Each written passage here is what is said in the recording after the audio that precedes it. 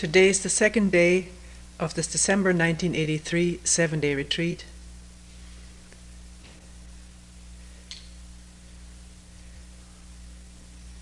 We will at least start this talk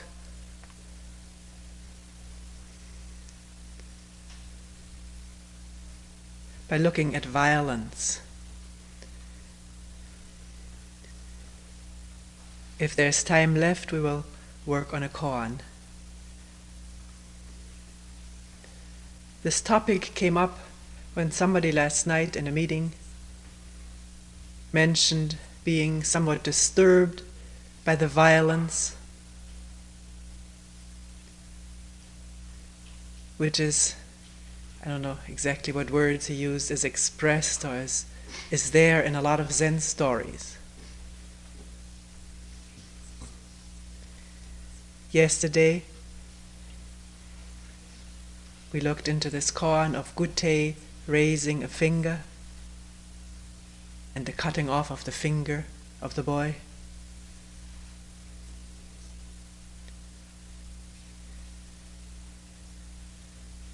It left a strange feeling with this person. Not just the occurrence of violence in this story, but there's sort of a thread running through many Zen anecdotes and koan of what is perceived as violence.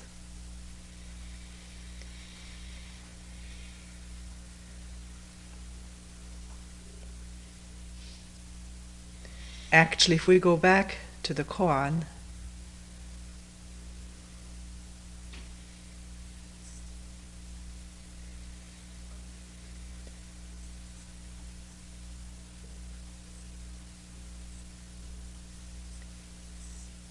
it's not clear whether the finger was cut off with a knife or not. And that is not the point of the story, that a knife was used, blood was flowing. Just as in this very famous koan of Nansen cutting the cat, one doesn't really know whether he killed the cat, and the cutting in half of the cat by a knife is not the important thing.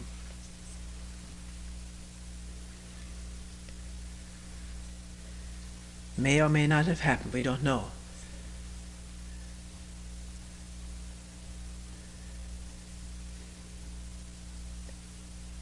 Because right in the ensuing commentary, Mumon, in trying to give a vivid analogy of people seeing eye to eye, seeing the same thing, or being of one mind, he says, if you see this, then Tenryu, who was Gute's teacher, Gute, the boy, and you are run through with one skewer. Which one can say, well, what a violent simile again. Couldn't he have said this differently? Yeah, he could have. Could have said it differently. So if one wants to look into that,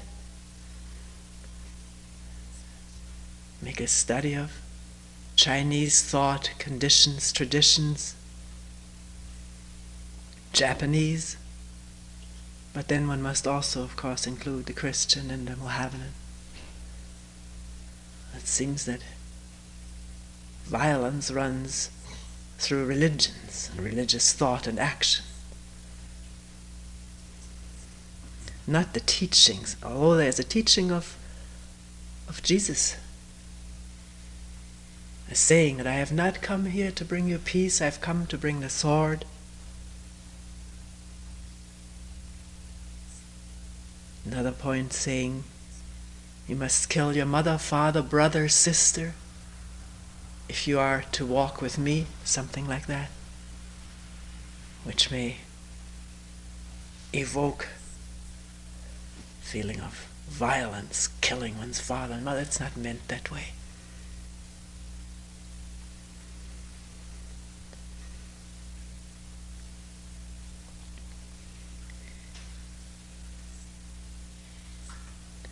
In these Zen anecdotes that have come down to us. There's a lot of punches, blows, kicks, sometimes 60 or 30 of them, which are either dealt out or spared. Or slaps in the face. The interesting thing is this is not a one-way affair coming from teacher onto student. It's up to the student to slap the teacher, upset his meditation seat, which was a high one in China, high seat, to see if someone was free in that, particularly in that society which was so culturally conditioned in piety and worshipping age, teacher, superior, to throw over this whole high meditation seat and the teacher on top of it. And the teacher then would laugh.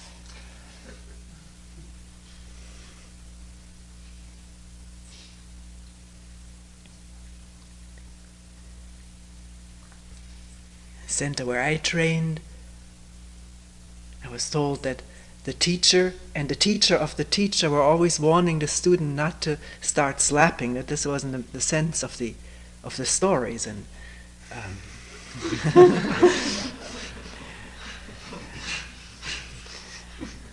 one sort of wants to protect oneself a little bit from the consequence of all these stories that one reads.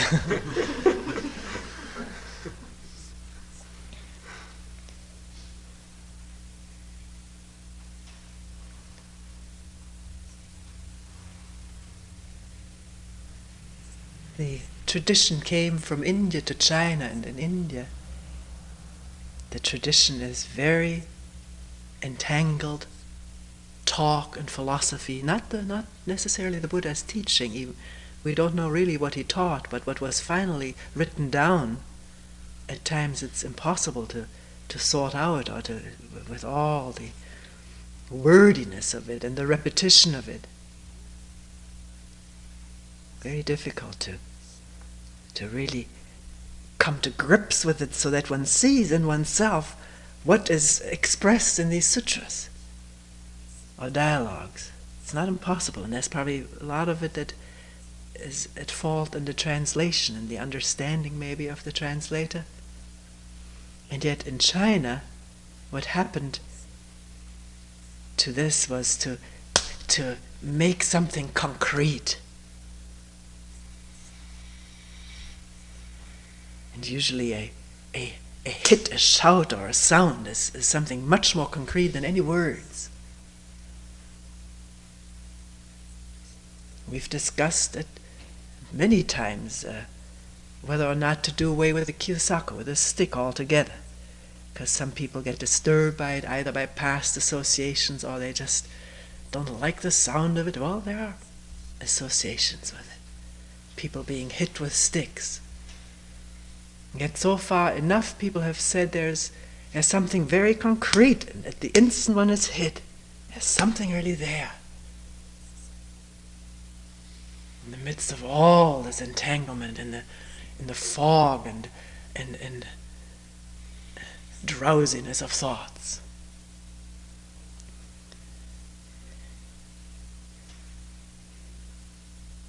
And yet, particularly when we're in Germany, this comes up very often, that people really are repulsed by the sound of it. And wonder whether we can't have a few more quiet periods, so we do that. Try to make a compromise for those people who work with the stick and those who want it quiet. Sort of equal time, as it were. Not quite equal.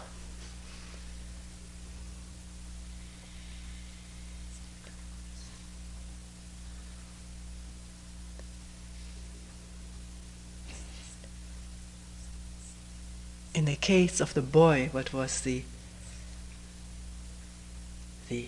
critical thing, the thing of the total importance was the cutting away, the taking away of all that was held on to, believed in, taken as truth, the real thing.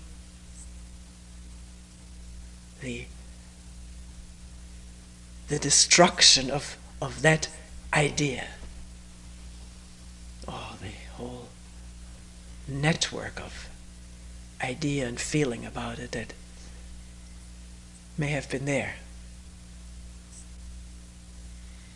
Another interpretation, or maybe not interpretation, what was also involved was the imitation of the master, imitating, and the violence that is involved in imitating, which one rarely hears about or thinks about.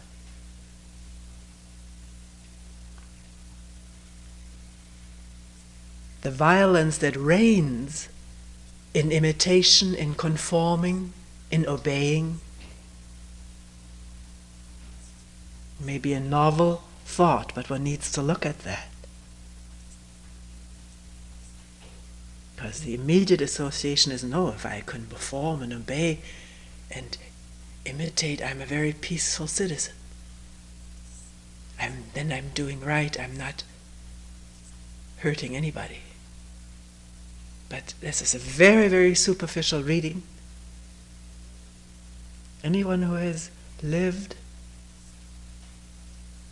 in an autocratic group, small, medium, large, whole country,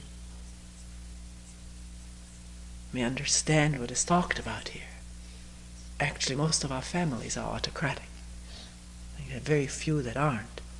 Even though the parents may speak of liberalism, being progressive, permissive, if it's just an idea, then there's still violence in imposing one's ideas or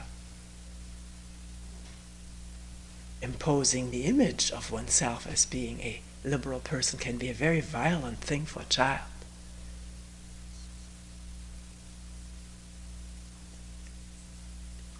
But in conforming, and conforming always goes with punishment for not conforming, subtle or gross. But punishment is punishment, whether it's, and the subtlest, like what we saw in this Chinese movie there, the shaming, was, one could see the destructiveness of this on this woman thief, being shamed over and over again. There was no help for her to see something, no help for the people who were shaming her to see something in themselves, even though it was very peacefully done, peacefully in quotation marks. There was violence in that. The violence of shaming a victim in oneself, meting it out as the non-thief, the righteous judge, the righteous spectator, with all the violence and thievery in oneself going totally undetected. And therefore it has to be projected onto or punished in someone else. The more severe, the less there is openness to it in oneself.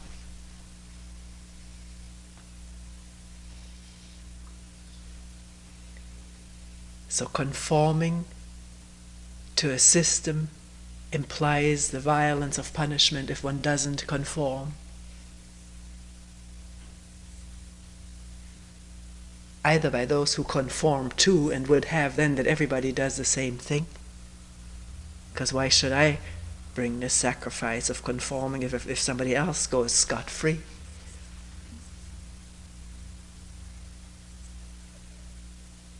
And the violence done to oneself. Who is oneself?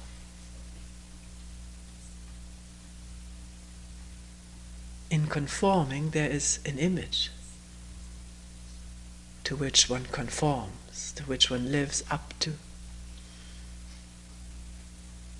And the guilt if one does not, actually if one does not conform, has strayed, has violated, where often the guilt feelings are so heavy that one welcomes punishment to relieve oneself of the guilt. That's why churches thrive. First instilling the guilt and then relieving it, and instilling it and relieving it. And one has to go there forever.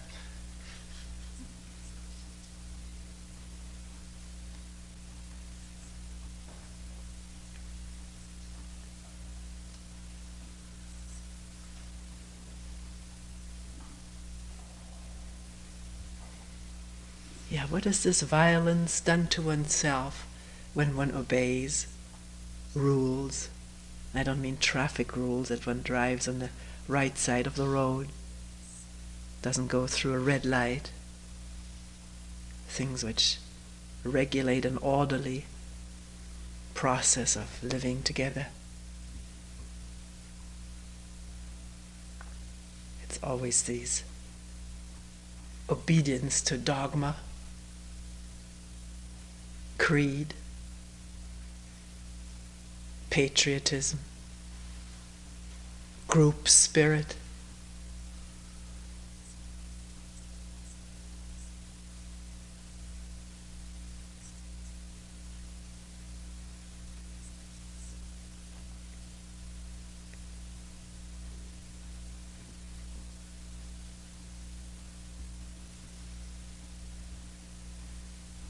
Actually, one finds it mostly much simpler to be somewhere where one can fit in, conform, obey, and imitate. There seems to be a safety in that. And someone else will take the responsibility for what's happening. Do you see the danger of that, the immense danger of it?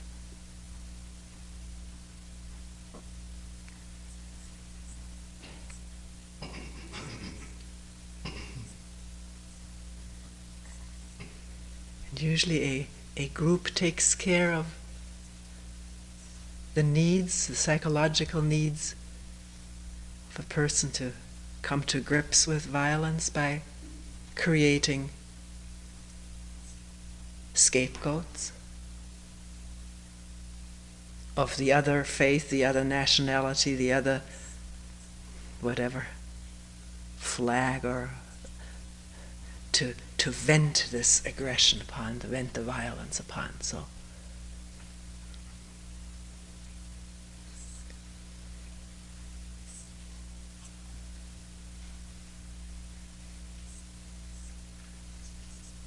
in conforming, why does one do violence to oneself?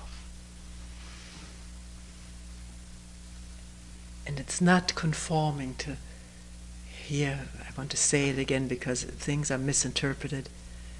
There has to be a certain measure of order here, or else things can't proceed on schedule. To be on time, reasonably on time, is helpful.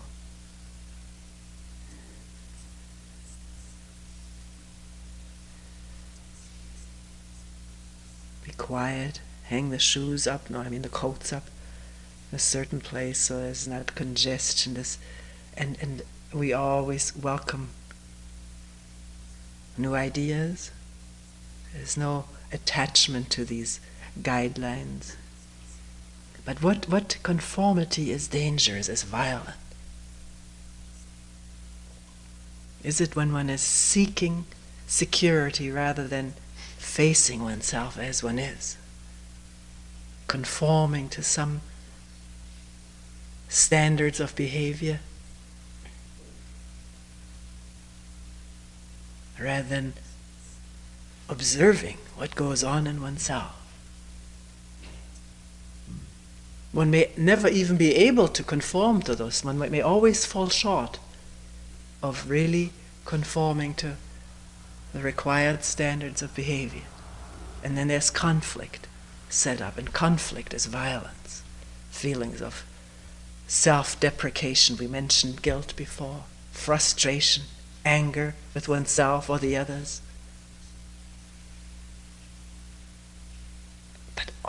but also there's just plain violence done to freedom.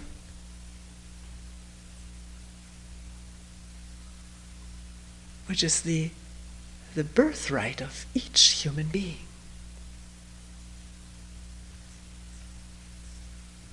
Not freedom to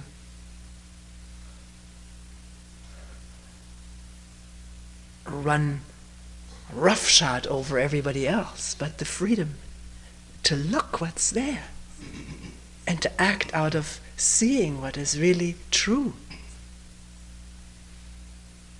which is not imposed by anybody, but is seen to be so.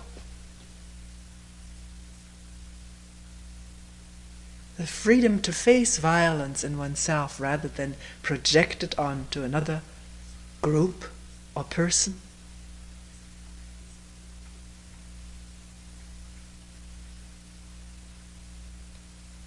Is it possible? It's not possible if one says outright, I'm not a violent person, because one has been trained to suppress it all one's life.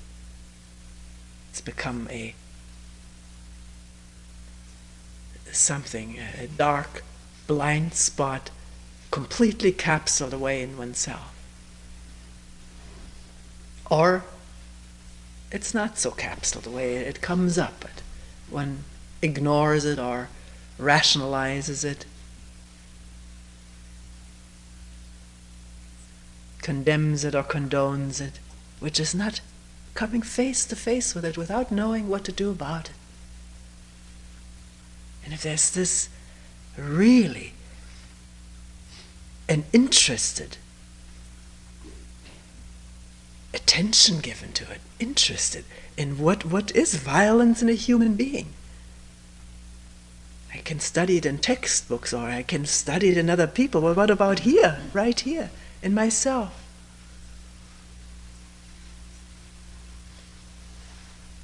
I may ask the question, not know, and there may not be any, because it's well repressed.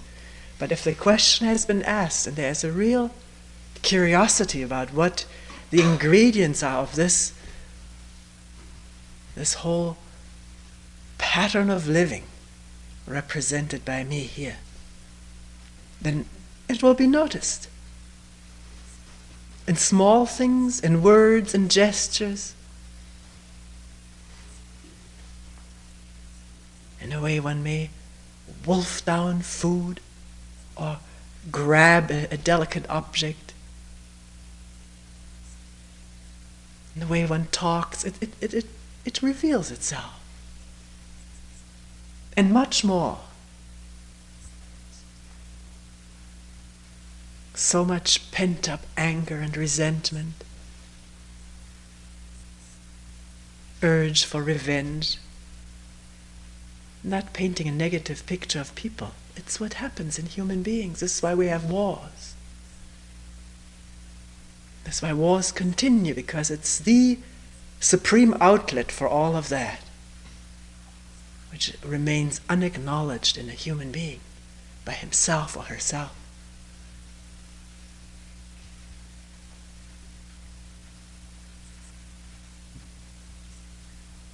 In this movie about China that we saw, one followed for a short period the life of a murderer in a prison. And one of the prevailing methods there are to keep, in a way, shaming the person reiterating, repeating over and over how bad he is and that he will become better and better. All ideation, all thoughts, nothing concrete in that. And at the end of this particular episode, it was said, well, maybe he will be on probation and maybe he will come back to society as a useful citizen. I'm using these words, I don't remember what words were used, but this was the gist of it. And what is a useful citizen of a country? A soldier. And then murder can go on with honor.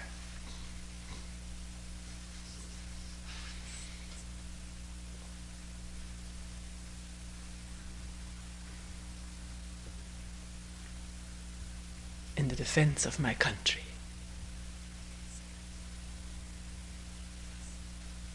which is masses of human being in ignorance, in confusion, in sorrow and grief, and conflict about themselves,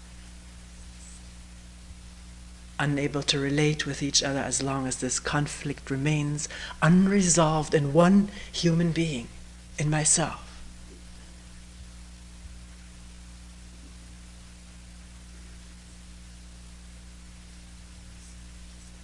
So do I join or create organizations to work for world peace?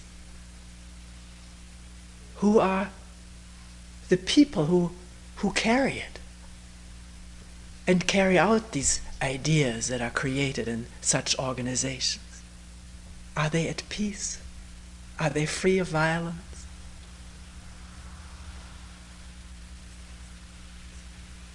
If not, there's going to be juggling for position in the organization. Who's going to be top dog? There are going to be splits. New organizations founded.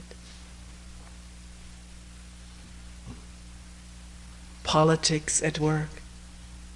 Politics is the game for power, which is not peace. Peace and power are irreconcilable. Lust for power, need for power is irreconcilable with peace.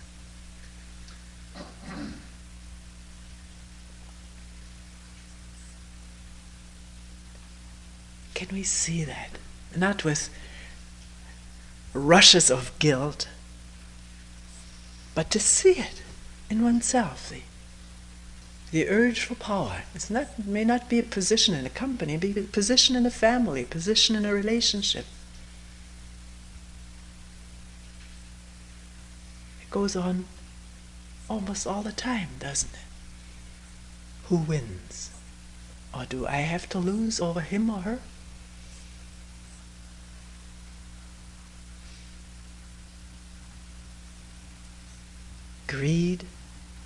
Greed for money, for possessions.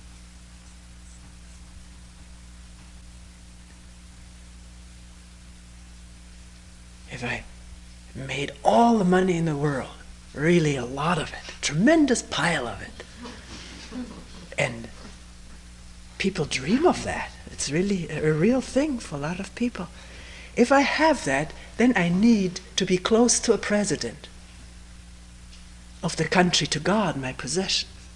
It's an interesting thing, but not so strange that all presidents, chancellors, kings, rulers of countries are closest friends with the people who have the most money, because they need each other. President needs the money to be elected, and the man or the woman with the money needs the president to protect the holdings, the oil holdings in the far or Near East. Policy is made on the basis of that. I'm not expert in this by any means, but it makes such sense, doesn't it? If you have a lot, you need a strong protection for it, because you didn't just accumulate this to give it to the poor. Although some portion of it, to assuage the guilt feeling, will be given to the poor or established in foundations to give for worthy, peaceful purposes.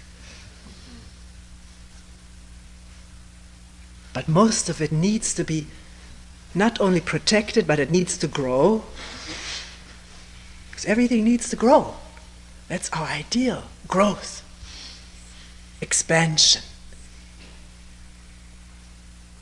So if I start investing in Brazil, that's not such a good country right now to invest.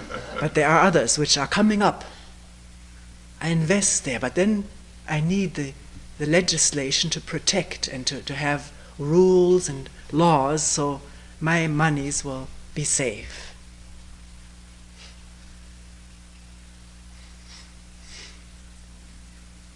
And I also give some money to peace organizations. It doesn't make sense, does it?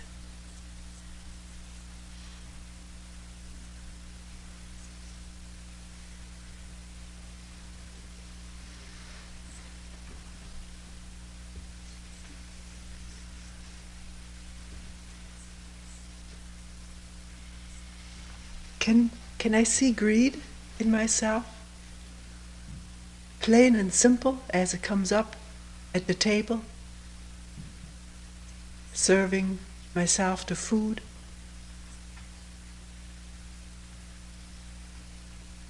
If there's lots to go around, it's all right. If there's little to go around, then it becomes sort of critical.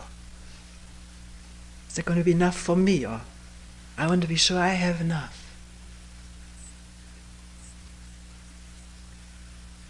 It may not come up, then it doesn't. Then nothing needs to be seen. Or it may come up, and then see it by all means. So you don't just think everybody else around you is greedy.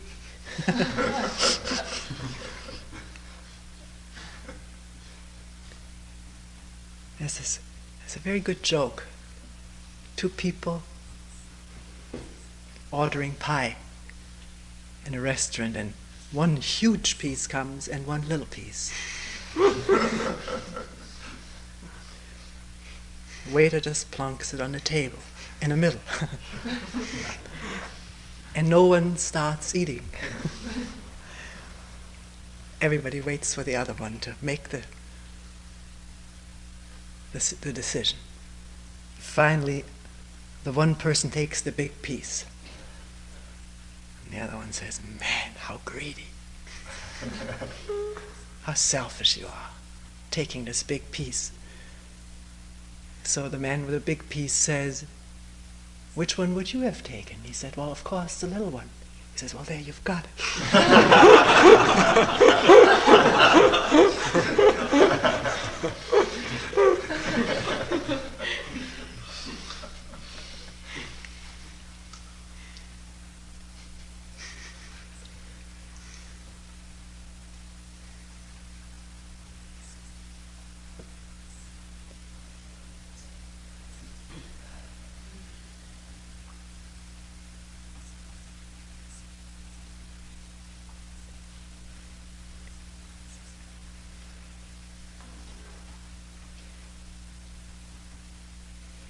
In conforming without questioning, or in making others conform,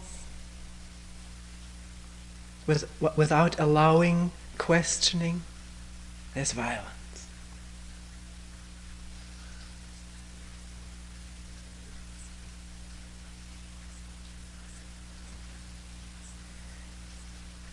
If there is upset at violence seen in someone else, can one immediately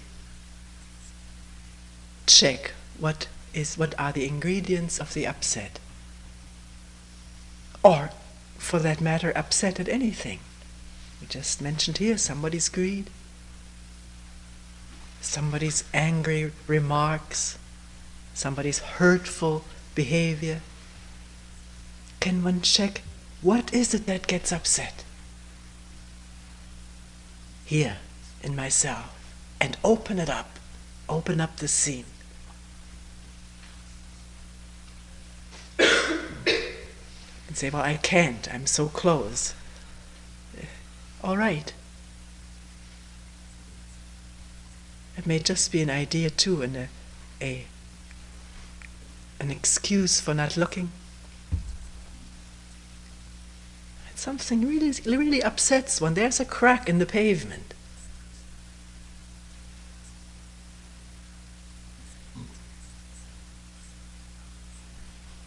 I think I mentioned once walking with somebody who was so upset over kids throwing glass bottles in the street because the sidewalk was just full of broken Coke and 7-Up bottles and beer cans lying around. And in talking about this person talked himself into such a rage that one felt that had he had a bottle in his hand, he would have broken it. Maybe not. Maybe he would have controlled himself, maybe smashed it into the garbage can.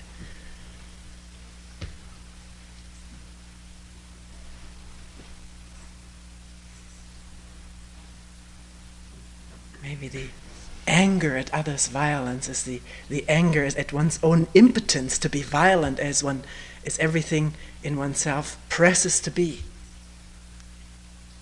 And violence suppressed does nasty things.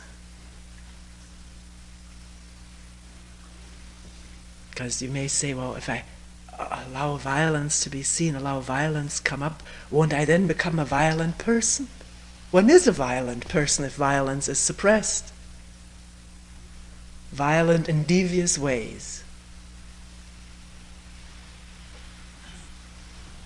Violent in language, or behavior that still sort of barely passes by being acceptable. And how does one know that looking at violence will make one violent? It's an assumption. If the looking is full of intense interest, really looking with a passion to understand human violence, and the only way it can be tested and looked at is in oneself, directly. And the only place it can come to an end is in oneself. One cannot put it to an end in someone else. That's repression or control. It can only happen in each one of us through this light of awareness, this lovingness of awareness, which does not condemn or justify or try to control or anything, just the openness of something coming to light.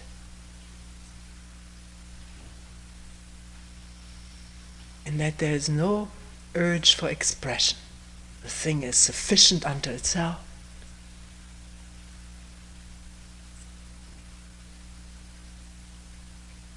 Actually, it's amazing how many people have reported this, that if such a thing is seen, greed at the table, or a real violent reaction or anger, if it's really seen, and for once seen, not thought about, there's a vast difference between thinking about it or seeing it instantly, directly, as relief. There's no need to express it at all, except, oh my God, yeah, there it is. It's the seeing that's freeing, not the rules and regulations and controls and contrivances and professions and confessions and repentances and penances. They perpetuate the whole thing. Because nothing is seen, everything remains as it is. Gestures just continue. And so does violence.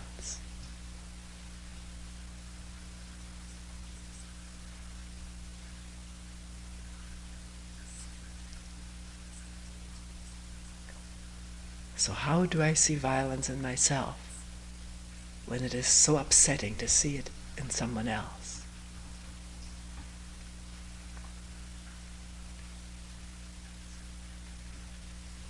I must want to do that.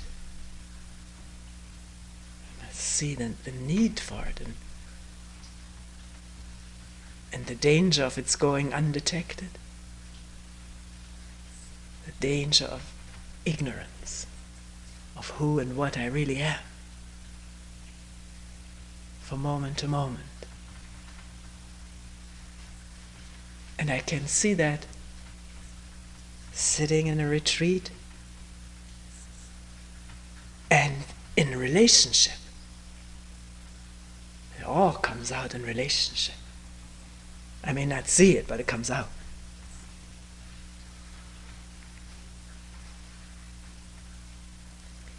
If I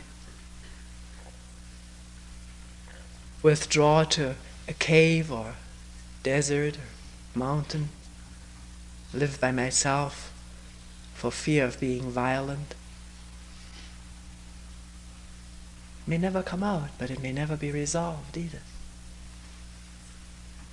Coming back down from the desert, the mountain, meeting someone who calls me a kook for spending time in the mountains, unsociable being, somebody who doesn't have society at heart, outright selfish and dangerous, then what happens?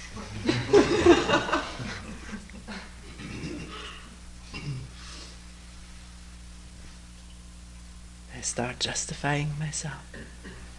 Anger well up. Man doesn't know what sacrifice I made there.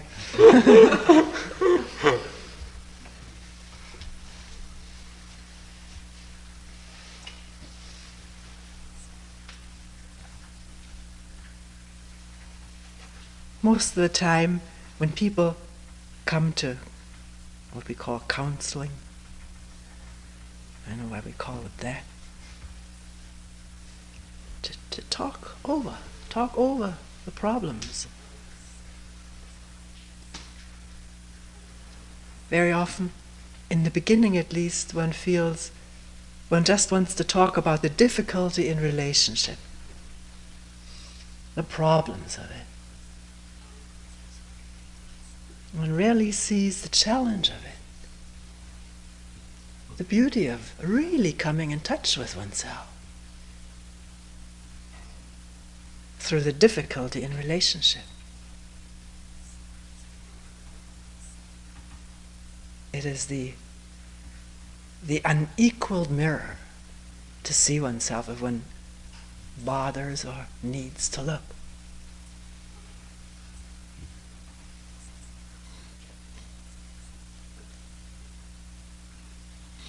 At oneself and at this person next to one. Not through the glasses of how I want her or him to be like so I can live a happy life. But what is he or she like? How does she feel?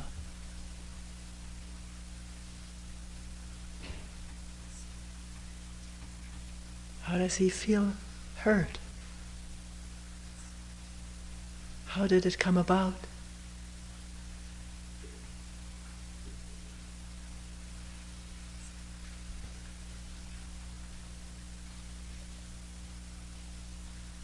Yeah, the whole thing. As it unfolds from moment to moment between two human beings, or 3 or 5,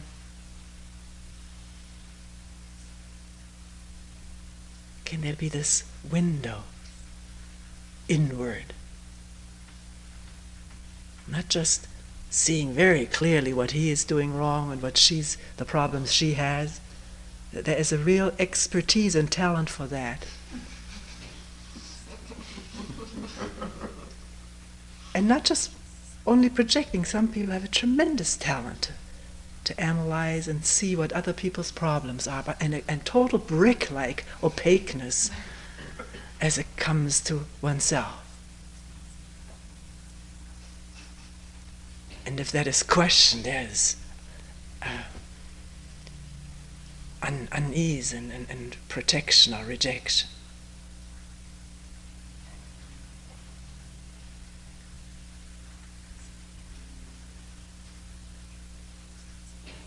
But bricks are not irremovable, irreplaceable. Brick walls, cement walls can crumble or crack, and there life shows through.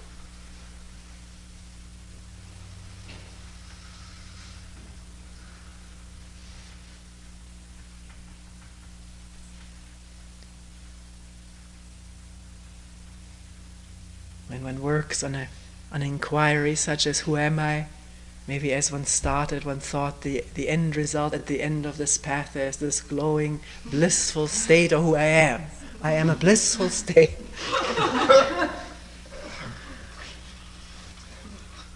Of enlightened nothingness.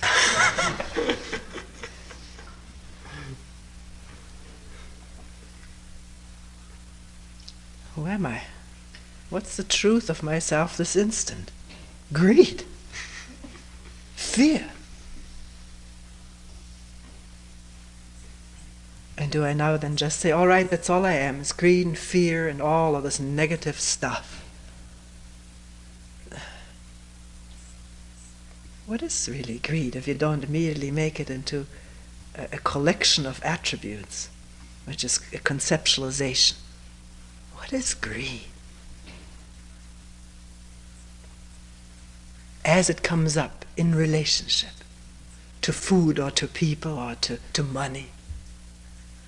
Look at it It's discernible. One can see it. The source of it, the goal of it, the whole process of it, the consequences of it, and the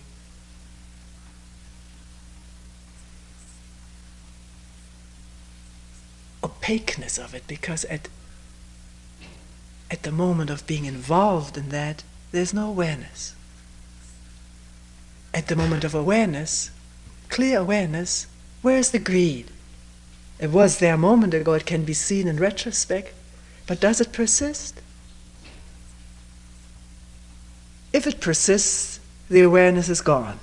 One rather enjoys the greed and what one wants, and it may go back and forth. Why does it persist? I want to know that. I want to touch it, this continued source. Why?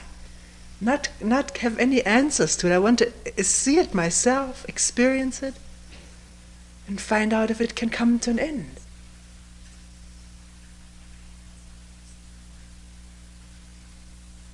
Because if it can't, then how can be there an end of violence in the world, an end of war?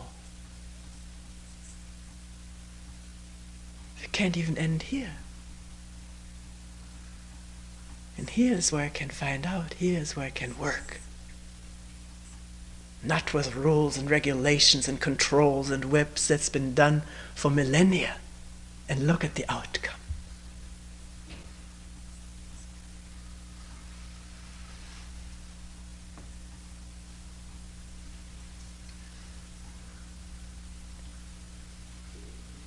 So who am I? Or what is mo? Greed and anger is also mo. If you don't use mo to shove greed and anger under the rug,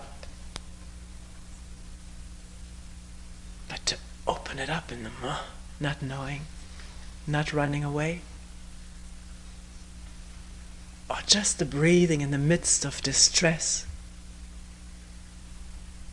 discomfort, fear, anxiety, the breathing. And that is not two different processes. It's one whole, I don't know what.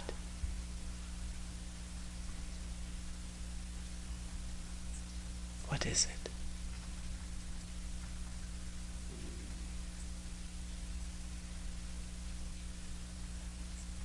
Listen.